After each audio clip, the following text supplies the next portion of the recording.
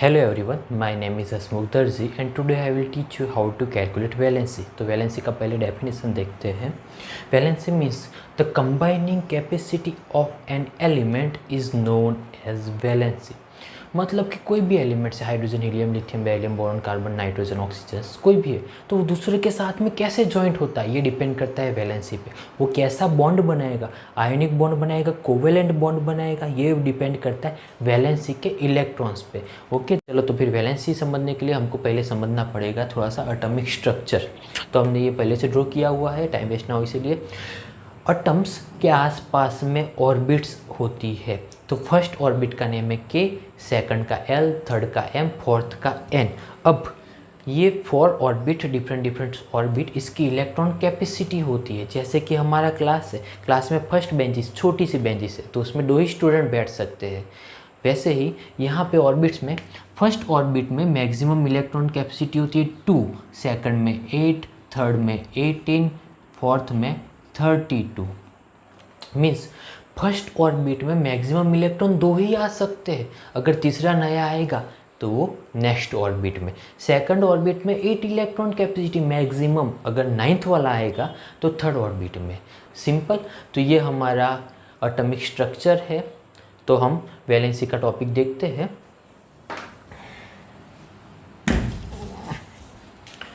सबसे पहले simple example लेते हैं हाइड्रोजन से. यहाँ पे लिखा हुआ hydrogen atomic number 1. Electronic configuration. Electronic configuration means कोई भी इलेक्ट्रॉन्स एटम्स के आसपास सेल में कैसे सेटिंग हुए हैं उसको बोलते हैं इलेक्ट्रॉनिक कन्फिग्रेशंस. कोई भी इलेक्ट्रॉन्स है तो ऐसे वैसे नहीं रहता, 1 by 1 अरेंजमेंट होता है इलेक्ट्रॉन्स का. इलेक्ट्रॉन एटम्स के आसपास रिवॉल्विंग करते हैं. ओके, तो hydrogen atomic number 1, electronic configuration हुआ 1. मीन्स हाइड्रोजन्स के आउटर मोस्ट ऑर्बिट में 1 इलेक्ट्रॉन्स है. ये 1 इलेक्ट्रॉन दे भी सकता है या फिर ले भी सकता है. मोस्ट ऑफली 1 2 3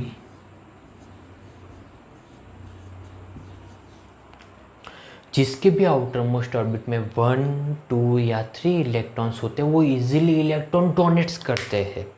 और जिसके भी आउटर मोस्ट ऑर्बिट में 5 6 और 7 इलेक्ट्रॉन्स है वो इजीली इलेक्ट्रॉन रिसीव कर सकते हैं. तो ये याद रखना है आपको कि जिसके भी आउटर मोस्ट ऑर्बिट में 1 2 3 या 4 इलेक्ट्रॉन्स है तो उसकी वैलेंसी आप उतना ले सकते हो. पर ऐसा नहीं है कि आउटर मोस्ट ऑर्बिट में जितने ही इलेक्ट्रॉन्स है वही होना चाहिए वैलेंसी. ये रूल्स यहाँ पे वर्क नहीं करेगा. ये रूल्स ओनली 1 2 3 और 4 इलेक्ट्रॉन्स है आउटर मोस्ट ऑर्बिट में वहीं पे वर्क करेगा. ओके. सेकंड है हीलियम. हीलियम्स के एटॉमिक नंबर 2, तो उसमें आउटर मोस्ट ऑर्बिट में 2 इलेक्ट्रॉन्स. अब सेकंड रूल्स ये होना चाहिए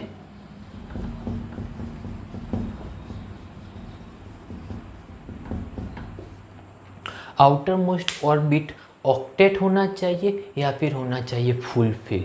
अब हीलियम का एटॉमिक नंबर 2 है तो आउटर मोस्ट ऑर्बिट फुलफिल है, रूल्स फॉलो करता है. तो हीलियम्स 2 इलेक्ट्रॉन लेगा भी नहीं देगा भी नहीं. तो हीलियम की वैलेंसी होती है 0, हाइड्रोजन की 1.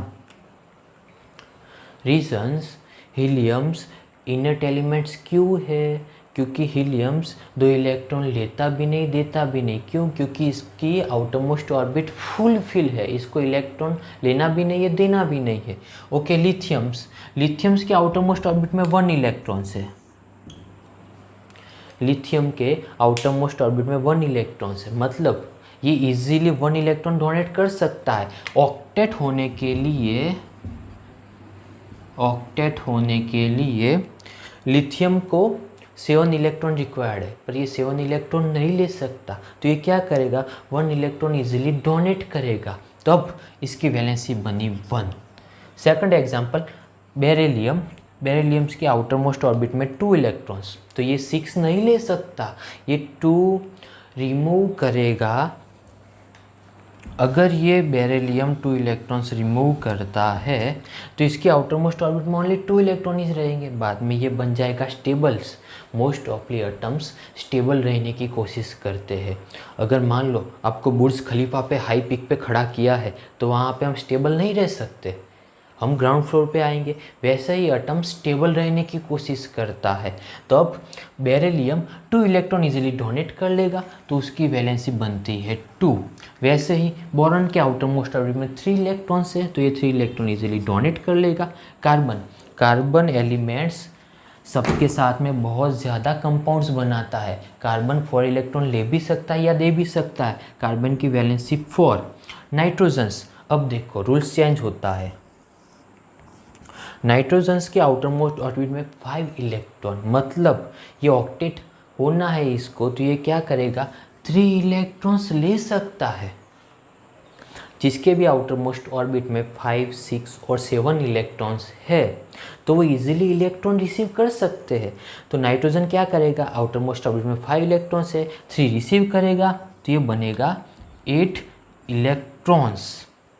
तो नाइट्रोजन की वैलेंसी कितनी है, 3। रीजन्स, आउटर मोस्ट ऑर्बिट में 5 इलेक्ट्रॉन्स है, तो ये 3 इलेक्ट्रॉन लेगा, तो ये बनेगा ऑक्टेट, मतलब कि नाइट्रोजन की वैलेंसी हुई 3।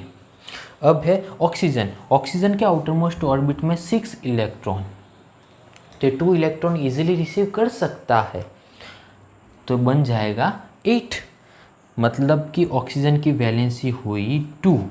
अब देखो नॉर्मली अपर स्टैंडर्ड के लिए तो वैलेंसी ऐसे ही लिखते हैं, पर थोड़ा सा डिटेल में लिखना है तो आप वैलेंसी को प्लस लिख सकते हो अगर वो इलेक्ट्रॉन डोनेट करता है। तो अगर वो इलेक्ट्रॉन रिसीव करेगा तो आपको लिखना पड़ेगा माइनस।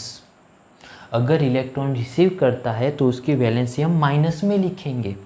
फ्लोरीन को 1 इलेक्ट्रॉन रिक्वायर्ड है, तब वो ऑक्टेट बनेगा, तो फ्लोरीन की वैलेंसी है माइनस। कैसे, अब देखो फर्स्ट ऑर्बिट में मैक्सिमम इलेक्ट्रॉन आते हैं 2, सेकंड में 8, थर्ड में 18, फोर्थ में 32। मतलब कि अगर सेकंड ऑर्बिट में ये 1 इलेक्ट्रॉन ले लेगा तो बन जाएगा इसका इलेक्ट्रॉनिक कन्फिग्रेशन 28, मतलब कि 28 मतलब नियॉन, मतलब इनर्ट एलिमेंट्स की जैसा बन जाएगा ये। ओके, फ्लोरीन्स की valency -1। Neons outer most orbit में ऑलरेडी 8 इलेक्ट्रॉन्स है, तो इसको इलेक्ट्रॉन लेना भी नहीं है देना भी नहीं है, ऑलरेडी ये फुलफिल है, ऑलरेडी ऑक्टेट है, तो नियॉन की वैलेंसी होगी 0। अब देखो जितने भी इनर्ट एलिमेंट्स है सबकी वैलेंसी होती है 0, चाहे वो helium, neon, argon, xenon, krypton कोई भी हो। सेकंड एग्जांपल देखो आर्गॉन के आउटर मोस्ट ऑर्बिट में 8 इलेक्ट्रॉन्स, तो इसको इलेक्ट्रॉन लेना भी नहीं देना भी नहीं, तो इसकी वैलेंसी होगी 0। ओके, दूसरा एग्जांपल लेते हैं सोडियम के आउटर मोस्ट ऑर्बिट में है 1 इलेक्ट्रॉन्स, मतलब कि वो इजीली 1 इलेक्ट्रॉन डोनेट कर सकता है, तो सोडियम की वैलेंसी होगी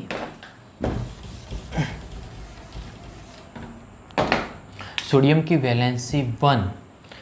मैग्नीशियम के आउटर मोस्ट ऑर्बिट में 2 इलेक्ट्रॉन, ये इजीली 2 इलेक्ट्रॉन डोनेट कर सकता है, इसकी वैलेंसी 2। एल्यूमिनियम्स की वैलेंसी 3, क्योंकि ये 3 इलेक्ट्रॉन इजीली डोनेट कर सकता है।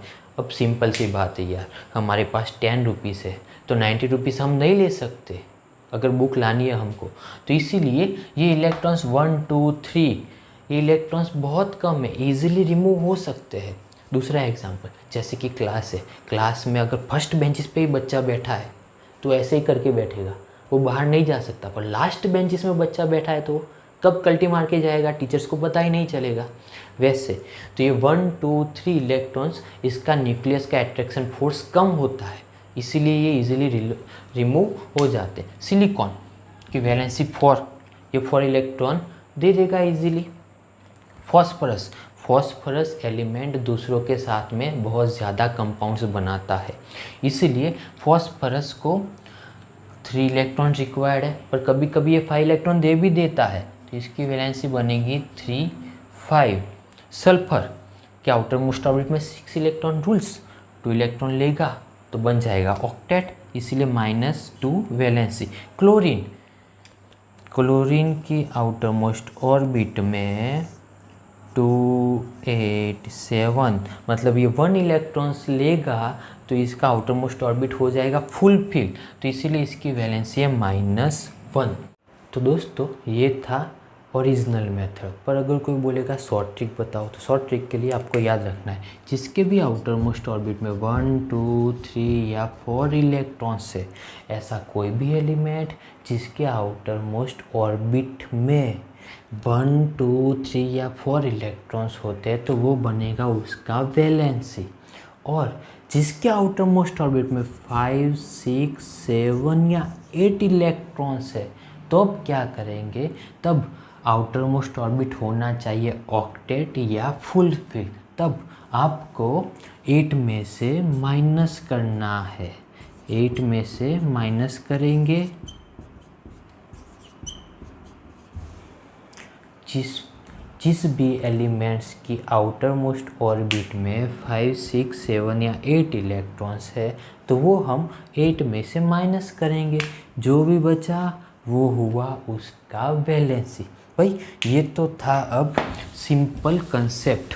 पर अगर कोई बोलेगा सर बहुत सारे एलिमेंट्स ऐसे होते हैं जिनमें ये कंसेप्ट वर्क नहीं करता, तो ये कंसेप्ट 9th और 10th स्टैंडर्ड के लिए वर्क करता है, जिसमें हम ऑर्बिट्स में लिखते हैं के एल एम एन में इतने इलेक्ट्रॉन्स है। पर 11th और 12th साइंस में हायर स्टैंडर्ड में जाते हैं, तब हमारा इलेक्ट्रॉनिक कन्फिग्रेशन थोड़ा सा चेंज हो जाता है। तब हम लिखते हैं 1s 2s 2p 3s 3p and 4s। ये पूरा इलेक्ट्रॉनिक कन्फिग्रेशन हम डिस्क्रिप्शन में लिख देंगे। अब देखो, पहले आप सोचते तो के एल एम एन था, अब ये एस पी डी एफ ये क्या आया, तो वही 11th और 12th स्टैंडर्ड में एटम्स की इलेक्ट्रॉनिक कन्फिग्रेशन जो होती है वो पहले तो होता है मेन ऑर्बिट, बाद में होता है सेकंड ऑर्बिट, सेकंड ऑर्बिट की भी सब ऑर्बिट, थर्ड ऑर्बिट की भी सब ऑर्बिट। जैसे हमारे मोबाइल में फोल्डर्स होता है, मेन फोल्डर सब फोल्डर्स, तो वैसे होता है। अब देखो एस पी डी एफ ये हाई स्टैंडर्ड के लिए एस ऑर्बिट में 2 इलेक्ट्रॉन्स आ सकते, पी ऑर्बिट में 6 इलेक्ट्रॉन आ सकते, डी ऑर्बिट में 10 इलेक्ट्रॉन्स आ सकते, एफ ऑर्बिट में 14 इलेक्ट्रॉन्स आ सकते। अब तो हम मान लो कि पोटेशियम का एग्जाम्पल लेते हैं।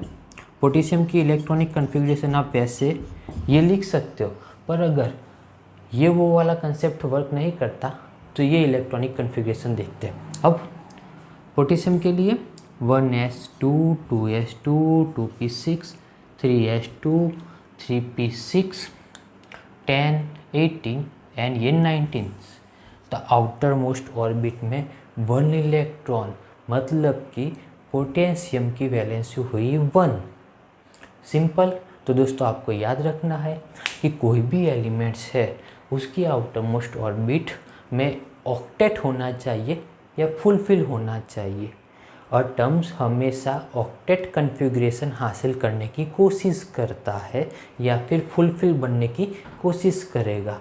सिंपल। तो आपको ये वीडियो अच्छा लगा होगा तो आप लाइक कमेंट एंड सब्सक्राइब कर सकते हो। Thank you.